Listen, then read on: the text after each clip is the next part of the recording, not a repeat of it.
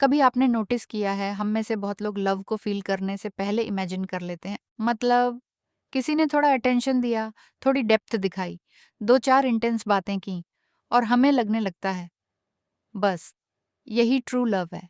लेकिन सच बोलूं, हर intense connection true love नहीं होता।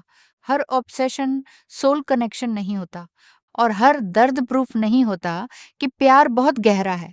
यहीं पर सबसे ज्यादा लोग कंफ्यूज होते हैं, क्योंकि हमें अक्सर ये सिखाया गया है कि अगर कोई रिश्ता बहुत हिला दे, बहुत रुला दे, बहुत सोचने पर मजबूर कर दे, तो वो स्पेशल होगा। पर कार्ल युंग के हिसाब से जो चीज आपको अंदर तक एक्टिवेट करती है वो हमेशा लव नहीं होती। कई बार वो आपका अनकॉन्शियस पैटर्न होता है, आपकी अधूरी हीलिंग होती है, आपका शैडो होता है जो किसी दूसरे इंसान के थ्रू सामने आ जाता है। और ऑनेस्टली ये समझना बहुत ज़रूरी है, क्योंकि ट्रू लव और इमोशनल एडिक्शन बाहर से कभी-कभी बहुत सिमिलर दिखते हैं। दोनों में इंटेंसिटी हो सकती है, दोनों में लॉन्गिंग हो सकती है, दोनों में पुल हो सकता है, लेकिन दोनों का असर आपकी सोल पर एक जैसा नहीं होता। ट्रू लव आपको तोड़कर कंट्रोल नहीं करता। ट्रू लव आपको अपने आप से दूर नहीं ले जाता। ट्रू लव में कंफ्यूजन परमानेंट नहीं होता। हाँ, चैलेंजेस हो सकते हैं, मिसअंडरस्टैंडिंग्स हो सकती हैं, टाइमिंग इश्यूज भी हो सकते हैं, लेकिन अंदर कहीं एक डिग्निटी बची रहती है, एक क्लैरिटी बची रहती है, एक रिस्पेक्ट बची रहती है। और अगर कोई कनेक्शन बार बार आपकी सेल्फ वर्थ को खा रहा है, आपकी पीस को निगल रहा है और आपको अपने ही दिमाग पर डाउट करा रहा है, तो रुक कर देखना पड़ेगा कि ये प्यार है या सिर्फ ट्रॉमा बॉन्ड का फैंसी वर्जन। युंग एक बहुत पावरफुल बात कहते हैं, जब तक आप अनकॉन्शियस को कॉन्शियस नहीं बनाते, वो आपकी लाइफ को कंट्रोल करेगा और आपको लगेगा कि यही फेट है। अब इसे रिलेशनशिप में समझिए। कई बार हम किसी इंसान की तरफ इसलिए अट्रैक्ट नहीं होते क्योंकि वो हेल्दी है। हम इसलिए अट्रैक्ट होते हैं क्योंकि वो फेमिलियर लगता है, और फेमिलियर हमेशा सेफ नहीं होता। कभी फेमिलियर पेन भी होता है, कभी फेमिलियर नेग्लेक्ट भी होता है, कभी फेमिलियर अनप्रिडिक्टेबिलिटी भी होती है। अगर बचपन में आपको लव के साथ एंजाइटी मिली, इनकंसिस्टेंसी मिली, अप्रूवल कम मिला, तो एडल्ट लाइफ में भी आपका सिस्टम उसी पैटर्न को लव समझ सकता है। यही रीजन है कि बहुत लोग उस इंसान के पीछे अटक जाते हैं जो क्लियर नहीं है, अवेलेबल नहीं है, बट इमोशनली चार्ज्ड है। क्यों?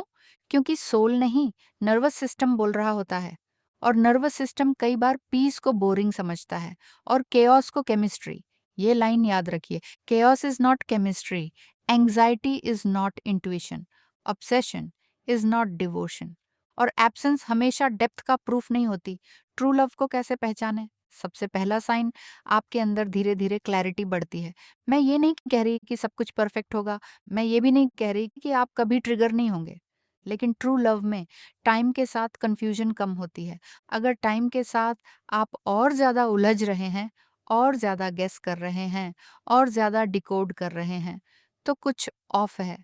सच्चा प्यार पजल नहीं बनाता जहां आपको बेसिक रिस्पेक्ट के लिए भी साइंस पढ़ने पड़े। दूसरा साइन, ट्रू लव आपको श्रिंक नहीं करता।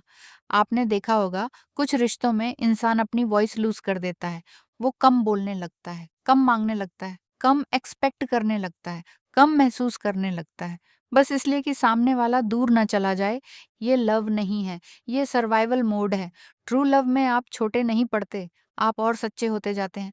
आपको परफॉर्म नहीं करना पड़ता, आपको हर टाइम इम्प्रेसिव नहीं लगना पड़ता, आपको ये डर नहीं सताता कि अगर मैंने अपनी रियल फीलिंग बोल दी तो ये इंसान चला जाएगा। ट्रू लव में वल्नरेबिलिटी पनिशमेंट नहीं बनती। तीसरा साइन, रिपेयर। ये बहुत अंडररेटेड वर्ड है। हर स्ट्रॉन्ग रिलेशनशिप में प्रॉब्लम आती है, पर डिफरेंस ये है कि हेल्थी लव रिपेयर जानता है। मतलब अगर हर्ट हुआ है तो कॉन्वर्सेशन होगी, अगर मिसअंडरस्टैंडिंग हुई है तो क्लैरिफिकेशन होगा, अगर गलती हुई है तो अकाउंटेबिलिटी होगी। सिर्फ मैं ऐसा ही हूं बोलकर बात खत्म नहीं होगी, सिर्फ साइलेंस देकर पनिशमेंट नहीं दिया जाएगा, सिर्फ मिक्स्ड सिग्नल्स देकर आपको इमोशनली हैंग नहीं किया जाएगा। ट्रू लव में ईगो से ऊपर कनेक्शन आता है। अब रेड फ्लैग्स की बात करते हैं, क्योंकि प्यार को पहचानना जितना जरूरी है, डेंजर को पहचानना उतना ही जरूरी है। पहला red flag, inconsistency with intensity. मतलब वर्ड्स बहुत डीप, प्रोमिसेस बहुत बड़े, एनर्जी बहुत स्ट्रांग, लेकिन एक्शन अनस्टेबल। आज बहुत क्लोज, कल बिल्कुल कोल्ड। आज फ्यूचर टॉक, कल डिसअपियरेंस। आज तुम बहुत स्पेशल हो, कल मुझे स्पेस चाहिए। देखिए, हर इंसान को स्पेस चाहिए होती है, बट स्पेस और इमोशनल कन्फ्यूजन सेम चीज़ नहीं है। अगर किसी का पैटर्न ही ऐसा है कि वो आपको पास खींचता है और फिर बिना क्लैरिटी के दूर हो जाता है, तो आपका हार्ट नेचुरली अटैच होगा और आपका माइंड नेचुरली डिस्टर्ब्ड होगा। यही साइकिल एडिक्टिव बनती है। दूसरा, red flag, you are always interpreting, never receiving. मतलब आपको हर बात डिकोड करनी पड़ रही है। उसने स्टोरी देखी, इसका क्या मतलब? उसने रिप्लाई लेट किया, इसका क्या मतलब? उसने ऐसा इमोजी भेजा, इसका क्या मतलब? अगर रिश्ता इतना अनक्लियर है कि आपको बेसिक इमोशनल ट्रूथ भी डिटेक्टिव बनकर निकालना पड़ रहा है, तो वहाँ हेल्थी लव नहीं है। सच्चा कनेक्शन थोड़ा फील होता है, थोड़ा समझ आता है और थोड़ा कम्युनिकेट भी किया जाता है। सिर्फ साइकिक पजल नहीं होता। तीसरा, red flag, your body is tired. बहुत लोग सिर्फ दिल से रिश्ते को देखते हैं, बॉडी से नहीं। लेकिन बॉडी झूठ कम बोलती है। अगर किसी कनेक्शन में आप लगातार एंग्शियस हैं, चेस्ट टाइट फील होती है, नींद डिस्टर्ब है, एपिटाइट ऑफ है, माइंड ओवर एक्टिव है और आप नॉर्मल लाइफ में प्रेजेंट नहीं रह पा रहे, तो ये सिग्नल है। हाँ, अट्रैक्शन बॉडी में फील होती है, लेकिन क्रॉनिक डिसरेगुलेशन रोमांस नहीं है। आपकी बॉडी अगर बार बार अलार्म बजा रही है, तो उसे स्पिरिचुअल टेस्ट बोलकर इग्नोर मत कीजिए। बीच में एक छोटी सी बात, अगर आपको रिलेशनशिप कंसल्टेशन, टैरो, रेकी या एस्ट्रोलॉजी गाइडेंस चाहिए, तो मेरी वेबसाइट विजिट कर सकते हैं या मुझे व्हाट्सएप पर मैसेज कर सकते हैं। अगर आपको पर्सनल क्लैरिटी चाहिए, सपोर्ट चाहिए या अपनी सिचुएशन को थोड़ा डीपर लेवल पर समझना है, तो कनेक्ट करिए। चलिए वापस आते हैं। युंग के हिसाब से ट्रू लव का एक और बहुत गहरा पहलू है, प्रोजेक्शन। ये कॉन्सेप्ट समझना बहुत ज़रूरी है। प्रोजेक्शन का मतलब हम अपनी अंदर की क्वालिटीज़, फैंटेसीज़, अनमीट नीड्स और इवन डिवाइन इमेज दूसरे इंसान पर डाल देते हैं। फिर हम उस इंसान को वैसे नहीं देखते जैसे वो है, हम उसे वैसे देखते हैं जैसे हमें चाहिए कि वो हो। और यही सबसे डेंजरस जगह है, क्योंकि तब हम रेड फ्लैग्स नहीं देखते, तब हम रियलिटी नहीं देखते, तब हम पोटेंशियल से प्यार करते हैं, पर्सन से नहीं। कई लोग कहते हैं वहाँ पर मुझे लगता है उसके अंदर बहुत अच्छा इंसान है। हो सकता है, लेकिन क्वेश्चन ये है, क्या वो अच्छाई रिलेशनशिप में कंसिस्टेंटली दिखाई भी दे रही है? क्योंकि हिडन गुडनेस से रिलेशनशिप नहीं चलता, विजिबल कैरेक्टर से चलता है।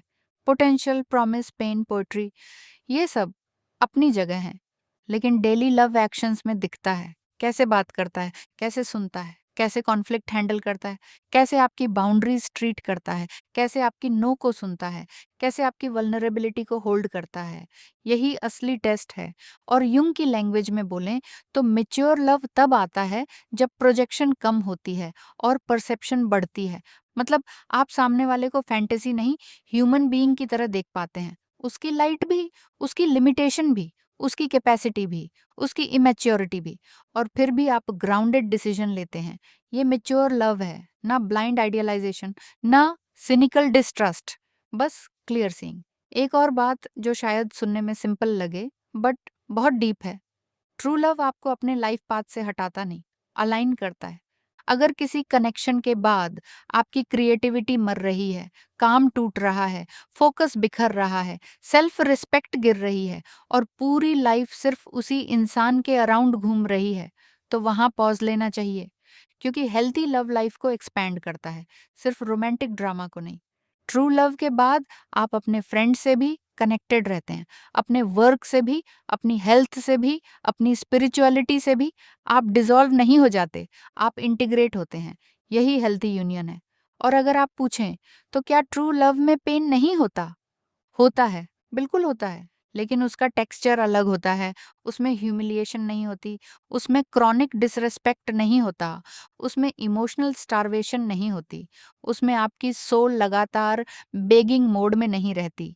पेन ग्रोथ का हिस्सा हो सकता है, लेकिन डिग्रेडेशन प्यार का हिस्सा नहीं होना चाहिए। तो अगर आपको सच में पहचानना है कि ये प्यार है या पैटर्न, अपने आप से ये क्वेश्चंस पूछिए। क्या इस कनेक्शन में मेरी क्लैरिटी बढ़ रही है या कंफ्यूजन? क्या मैं यहाँ और ज़्यादा खुद बन पा रही हूँ या कम? क्या मेरे वर्ड्स और उसकी एक्शंस मैच कर रहे हैं? क्या कॉन्फ्लिक्ट के बाद रिपेयर आता है? क्या मेरी बॉडी सेफ फील करती है? क्या मैं इस रिलेशनशिप में चेज़ कर रही हूँ, प्रूव कर रही हूँ या सिंपली रिसीव भी कर रही हूँ?